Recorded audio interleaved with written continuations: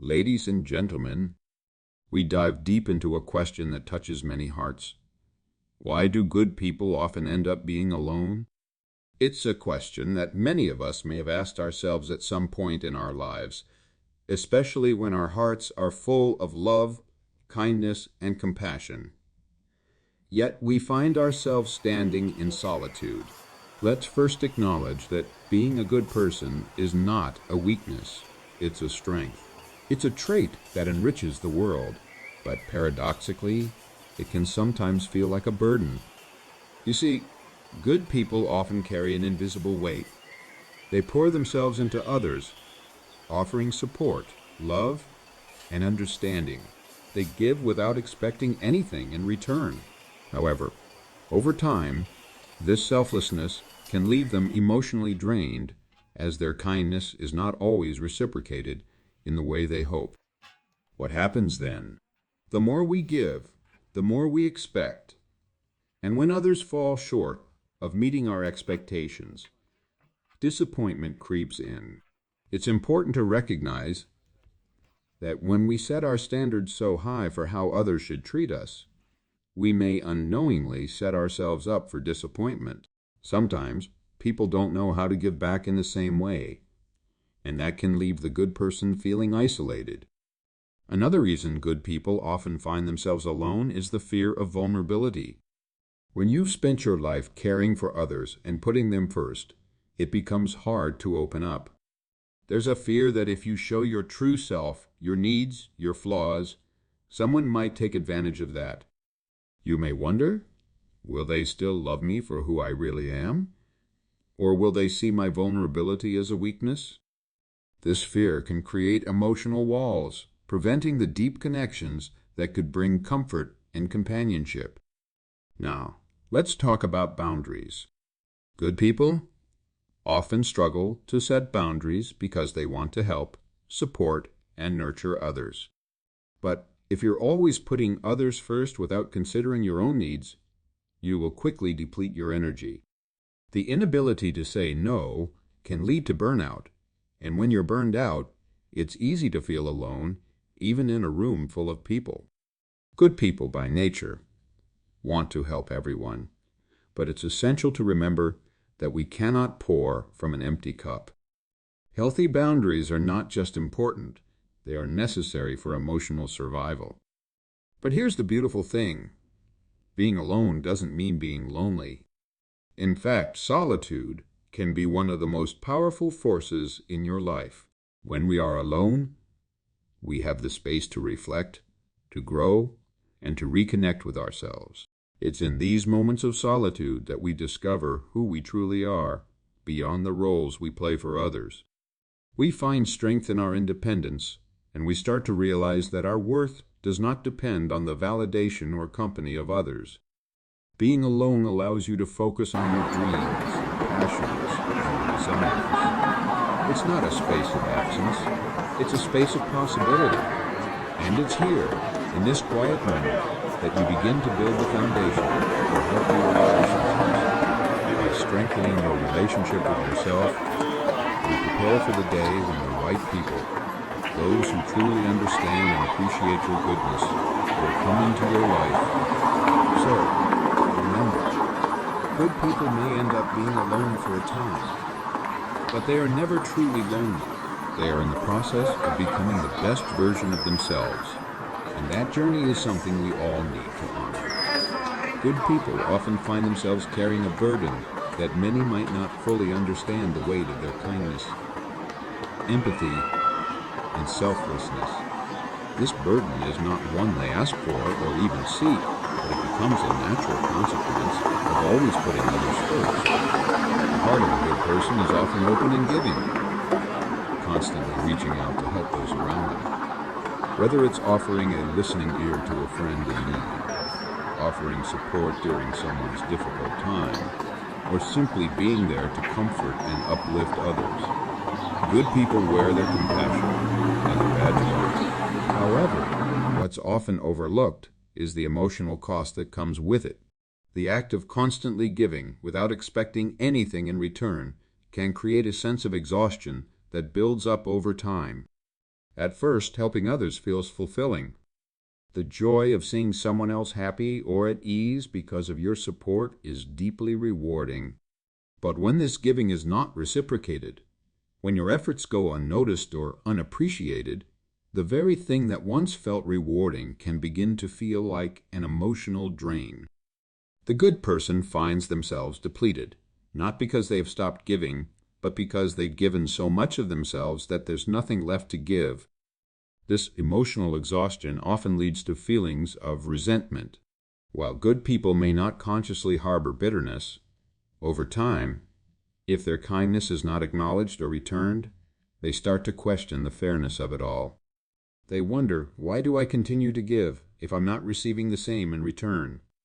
This internal conflict creates tension between their desire to be kind and the growing realization that they are being taken for granted. The kindness that was once a beautiful reflection of their character begins to feel like a burden they can no longer bear. Yet they can't stop themselves from continuing to give. The more a good person gives, the more others come to rely on them. This can create a cycle where the person feels increasingly responsible for the happiness or well-being of others, which further deepens their sense of isolation. It becomes an unspoken expectation that they will always be the one to support, the one to sacrifice, the one to help, and while this may feel noble, it becomes exhausting over time. The person giving so much of themselves may look around one day and realize that they are the only one left giving, while everyone else has taken what they need and moved on. The problem here is that while good people are often selfless, they are not immune to their own emotional needs.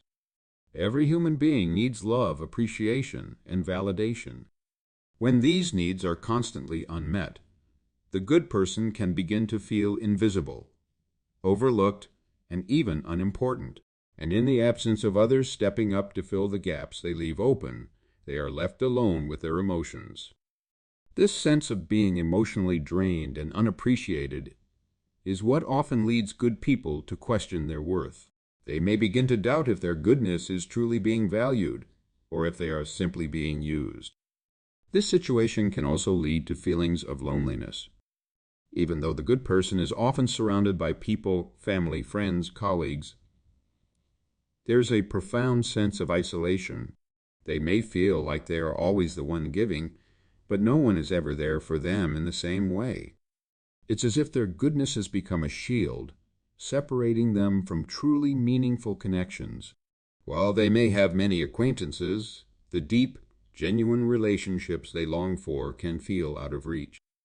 In some cases, good people may even start to withdraw from social circles, not because they no longer care, but because they fear being taken advantage of again. They may question their own motives and whether they've been giving for the right reasons. It's at this point that the weight of their kindness becomes too much to bear.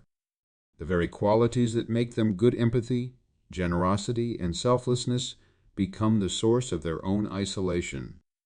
The burden of being too good is not just about giving too much. It's about the emotional toll that comes with constantly trying to meet the needs of others while neglecting one's own emotional well-being. It's about the loneliness that creeps in when no one else steps up to offer the same level of support in return. And it's about the internal struggle between wanting to be there for others while also recognizing the need to preserve one's own mental and emotional health. Being a good person often comes with an unspoken vulnerability. At the heart of goodness lies a desire to connect, to help, and to give. But for many, this desire comes at a cost. The fear of being vulnerable. When you are someone who has always been there for others, who has always been the rock, the pillar of support, it becomes incredibly difficult to show your own cracks, your own needs, and your own desires. For good people, there's often a deep-seated fear that by showing vulnerability, they may be exposed to rejection, or worse, exploitation.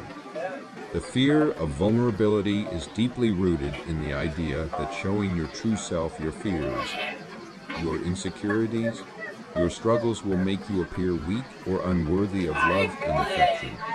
Good people often spend so much time caring for others that they neglect to care for themselves emotionally. They become adept at listening to the problems of others, offering solutions, and providing comfort.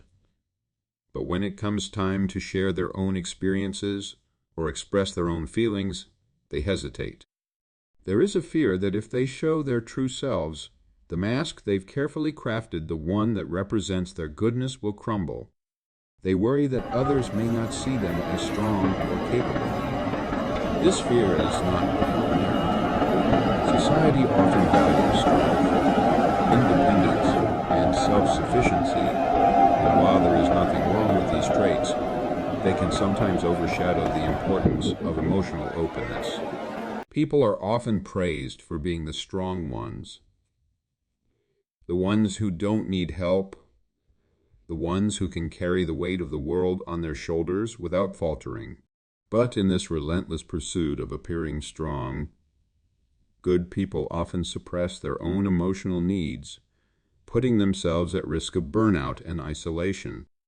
The fear of vulnerability also stems from a deep concern about being taken advantage of. For those who are naturally kind and compassionate, the fear that others might exploit their goodwill can be overwhelming. They worry that if they open up too much, others may see their vulnerability as an opportunity to manipulate or hurt them. This concern is not unfounded. There are people in the world who take advantage of others' kindness, who see a compassionate person as an easy target. And for good people, this potential for betrayal makes them hesitant to lower their emotional guard. This fear of vulnerability can also stem from past experiences. If someone has been hurt before, whether emotionally, physically, or psychologically, they may carry the scars of those experiences into their future relationships. A good person who has been betrayed or rejected in the past might feel that opening up again will only lead to more pain.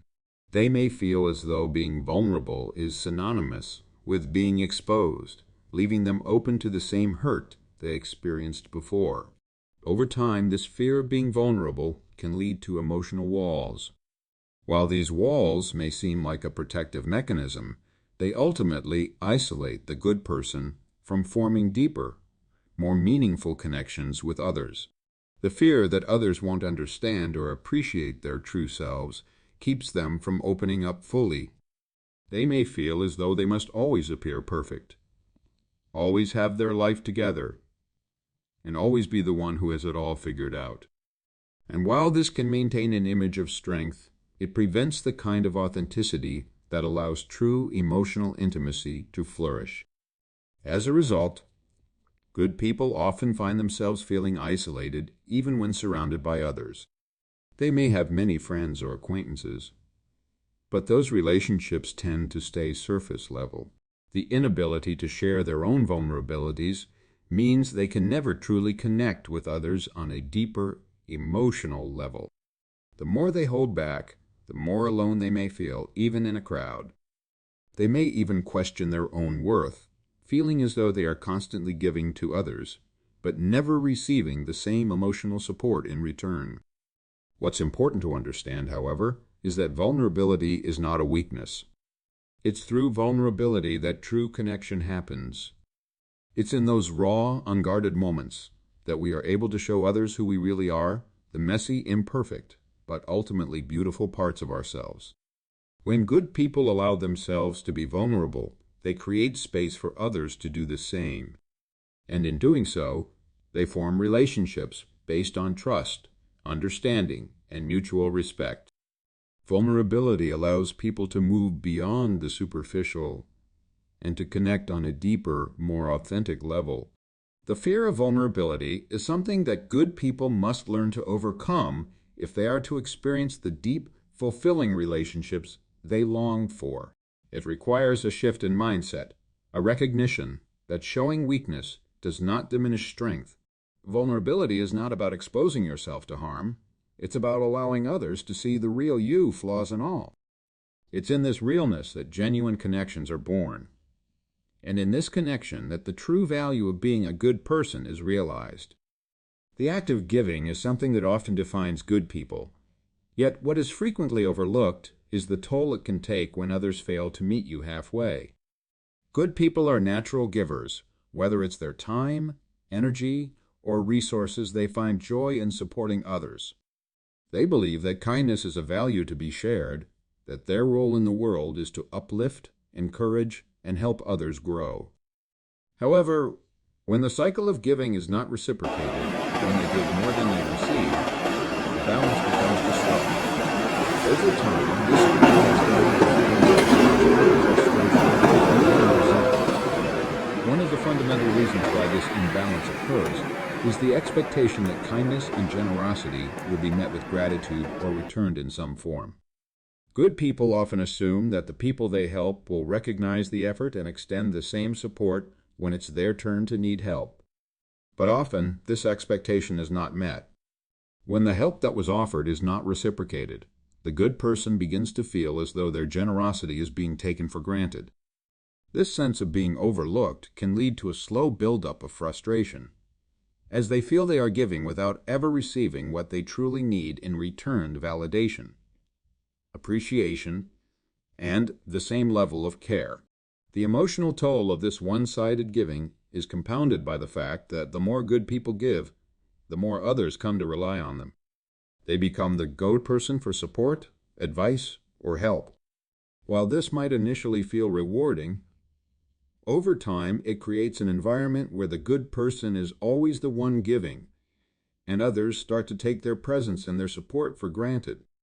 The good person may find themselves stuck in a cycle where they are constantly providing for others, but no one ever steps up to provide for them.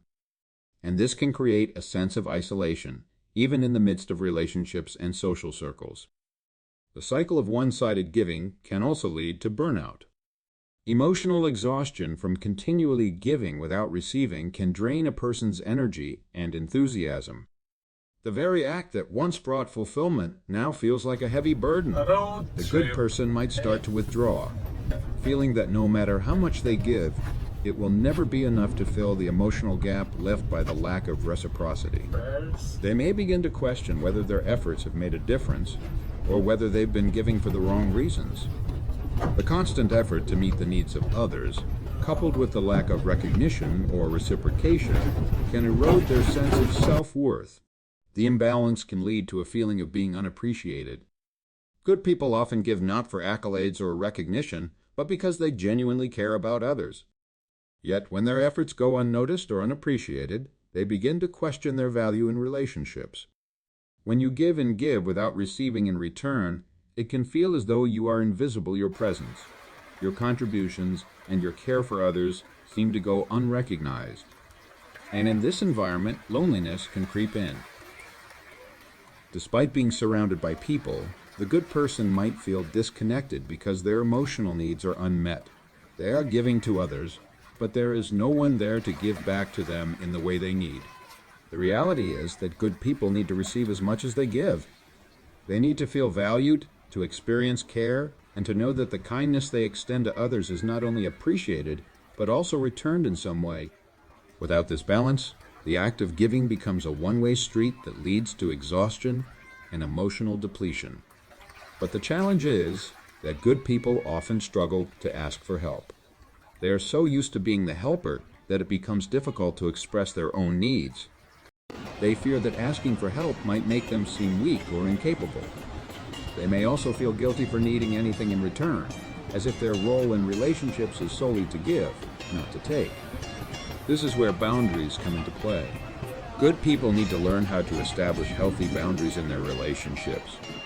They need to recognize that it is okay to say no, that it is okay to put their own needs first sometimes.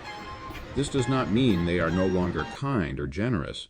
It simply means that they are taking care of themselves so they can continue to be the best version of themselves for others. Setting boundaries is not about cutting people off or withdrawing from relationships. It's about creating a balance that allows for mutual respect and care. When good people learn to set these boundaries, they can break free from the cycle of one-sided giving and create relationships where giving and receiving flow in a healthy and balanced way. It's important to understand that the act of giving is not without its risks, but it is also one of the most powerful tools for building connection and making a positive impact.